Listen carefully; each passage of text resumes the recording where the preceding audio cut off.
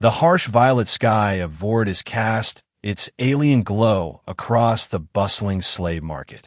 Levi stood in chains among dozens of other prisoners, his military-trained eyes scanning the crowd for any opportunity to escape.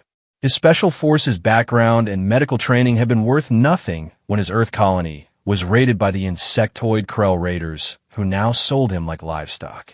That one. A commanding voice cut through the market chatter. Commander Jix, a tall Sylvan with silver-threaded purple skin and 4 piercing eyes, pushed through the crowd. The human soldier-physician. How much? The Krell slavers hissed their price greedily. Jix paid without haggling, his expression grave. As the credits transferred, he yanked Levi forward. "You will serve the Queen," he stated coldly. "And if you fail..." His hand hovered near the control collar around Levi's neck. The message was clear.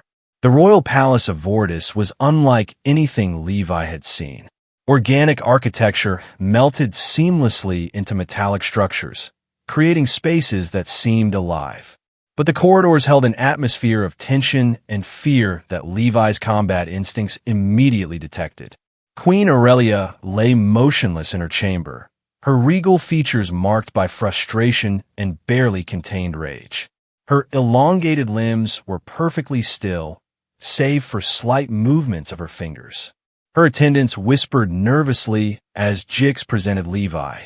"Your Majesty," Jix announced, "this human has medical knowledge." "Perhaps." Aurelia's 4 eyes focused intently on Levi. "So, my court's reduced to seeking help from slaves." Her voice carried the melodic quality of her species, but was edged with bitter sarcasm.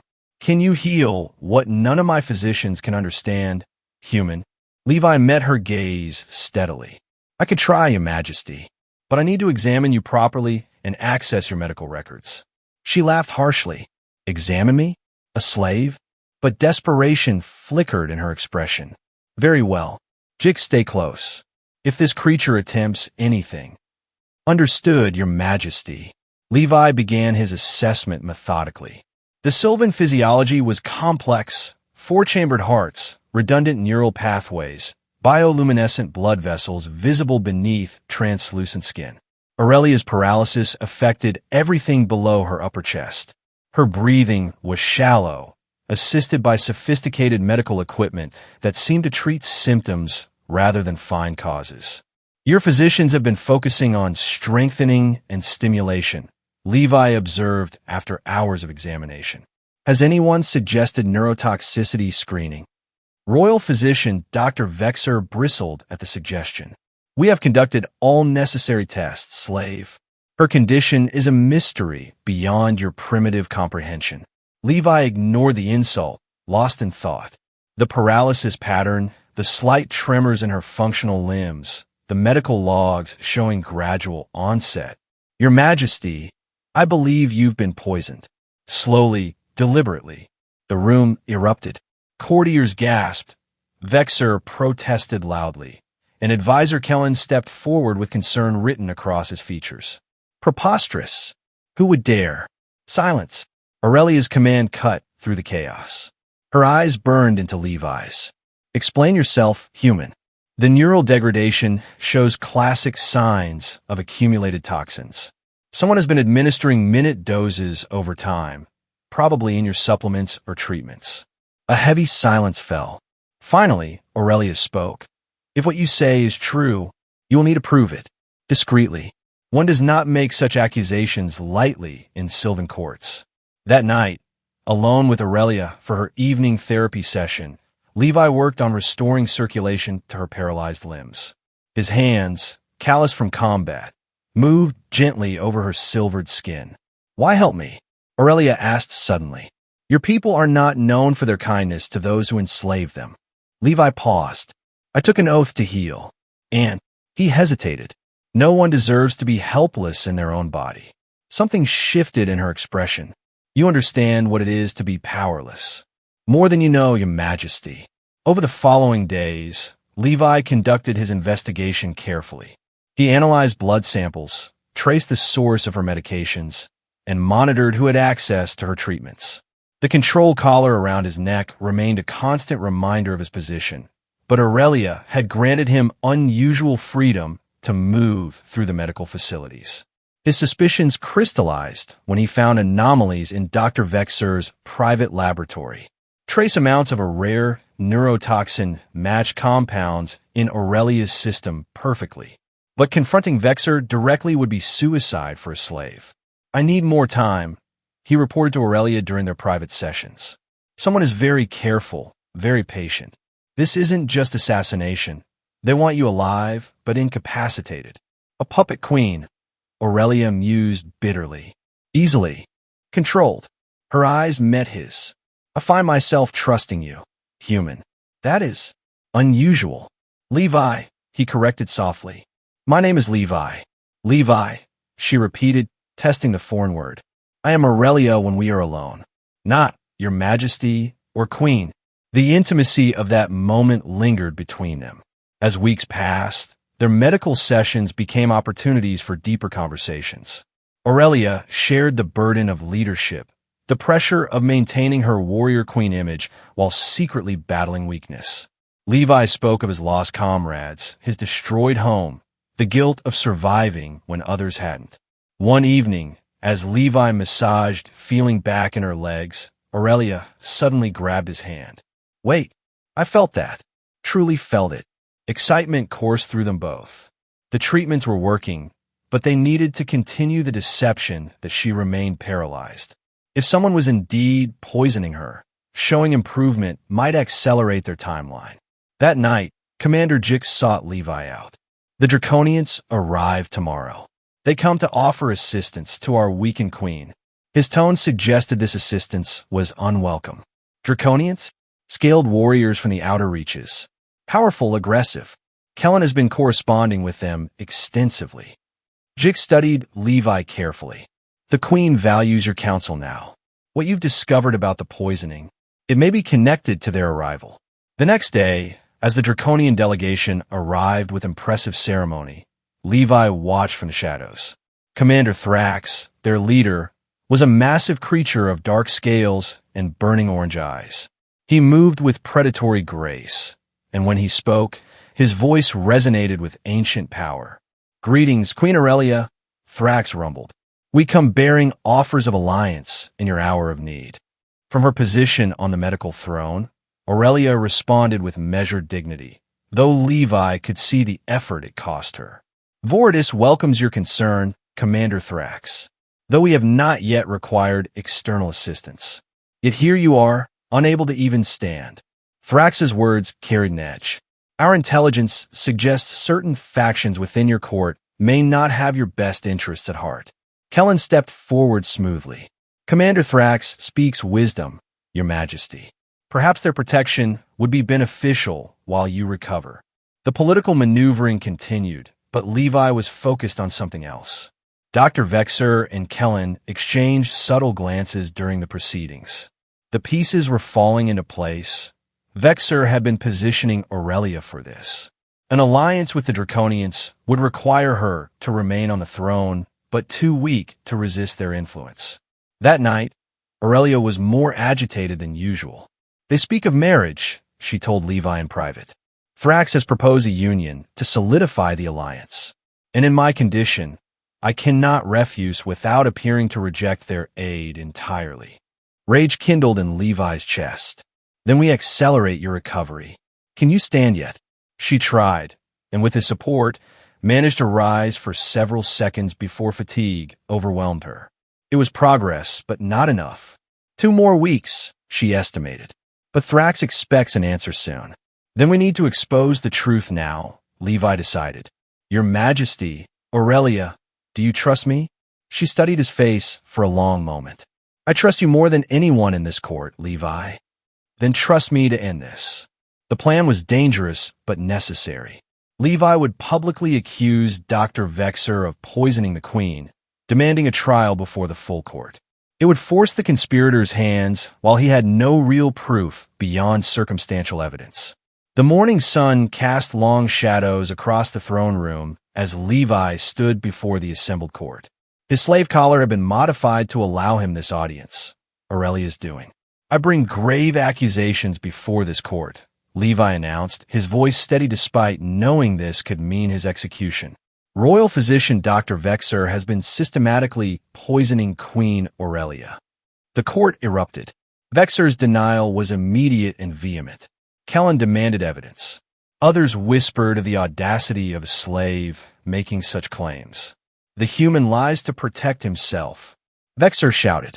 Clearly, his primitive treatments have failed, and now he seeks a scapegoat. Then I request a full investigation, Levi pressed. Examine his laboratory. Test all medications administered to the queen. Let evidence speak. Thrax intervened, his massive form rising. This slave's word means nothing. Your queen is clearly too ill to reign effectively. Our alliance offers protection.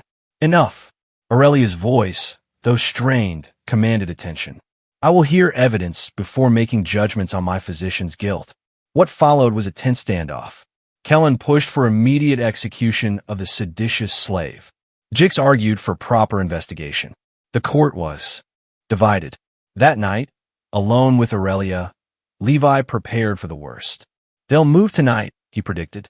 They can't risk a real investigation. Then we must be ready. Aurelia gripped his hand with surprising strength. Whatever happens, know that you've given me hope. More than that, she hesitated. You've made me remember what it means to trust someone completely. The emotions between them had been building for weeks, but now, facing possible death, they crystallized into something neither could deny. When Aurelia pulled him down for a kiss, he responded without hesitation, the slave collar forgotten in that moment of connection. My queen, he whispered against her lips. Aurelia, she corrected softly. Just Aurelia. Their moment was shattered by alarms. The palace was under attack, not from outside but from within. Kellen had activated hidden forces, attempting to secure Aurelia before she could be properly examined. They're moving faster than expected. Jix burst into the room, weapons drawn. My loyal guards are holding them, but help me up, Aurelia commanded, gripping Levi's arm.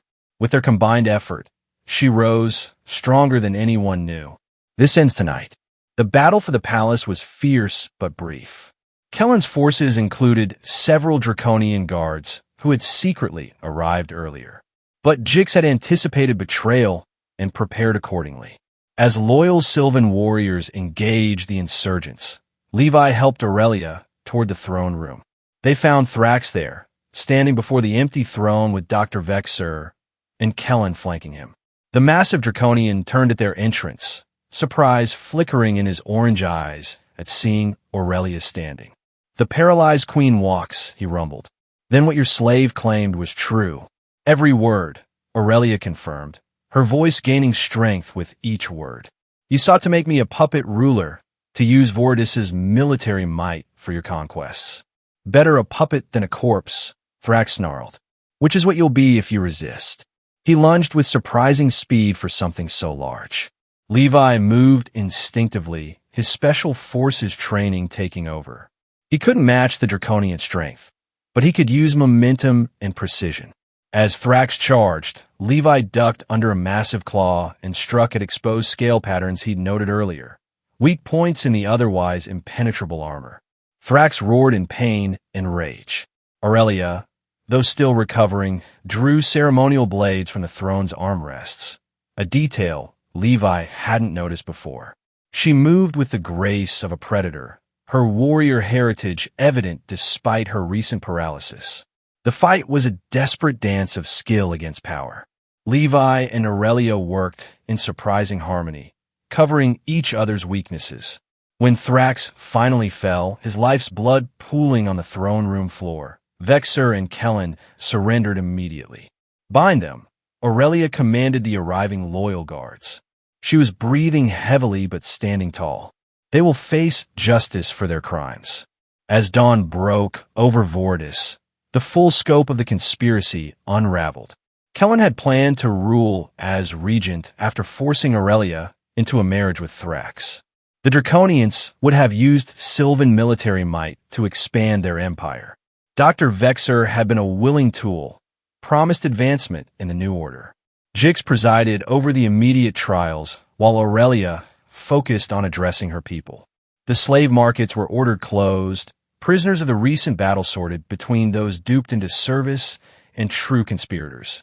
Through it all, Levi supported Aurelia, helping her maintain strength as she reclaimed her throne in truth. But one question loomed between them. What now for the former slave and his queen?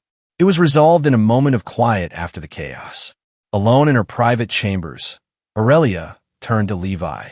The control collar should be removed. He nodded, expecting nothing more. Freedom was prize enough for surviving this ordeal. But as Jix carefully deactivated and removed the collar, Aurelia continued. You saved my life, my throne, and perhaps my entire world. What reward can Vortis offer that would be worthy of such service? Levi met her gaze. Freedom is reward enough, your majesty. Aurelia, she corrected gently. And no, freedom is a right I wrongfully denied you, not a reward. She stepped closer. What if I offered you a place beside me? Not as a subject, but as... She paused, searching for words. As my chosen companion and advisor. The significance struck him speechless. In Sylvan culture, the queen's chosen companion held tremendous influence and respect. It was a position of honor that transcended traditional ranks and titles. I have nowhere else to go, he admitted. My colony is gone. Earth feels like a lifetime away. He reached for her hand, careful of the recovered but still sensitive nerves. But even if I had 100 worlds to choose from, yes. Her voice held anticipation and vulnerability. I would choose to stay with you. The joy in her expression was radiant. Then you shall have my throne's protection, my court's respect, and... She moved closer, my heart's devotion. The formal ceremony days later was unprecedented. Queen Aurelia, standing strong and regal in ceremonial armor, presented Levi to her court not as a former slave, but as her chosen protector and advisor. The transition required adjusting to new dynamics. Some courtiers remained skeptical of a human in such a position, while others recognized the debt owed. But as Levi stood beside Aurelia on the palace balcony, watching the violet sunset paint Vortis in purple and gold hues, he knew he'd found something beyond freedom. He'd found belonging, purpose, and love in the most unexpected place. Still speechless, Aurelia teased, noting his quiet contemplation. He turned to her, taking her hand. You left me speechless that first day in the throne room, when you chose to trust me despite everything.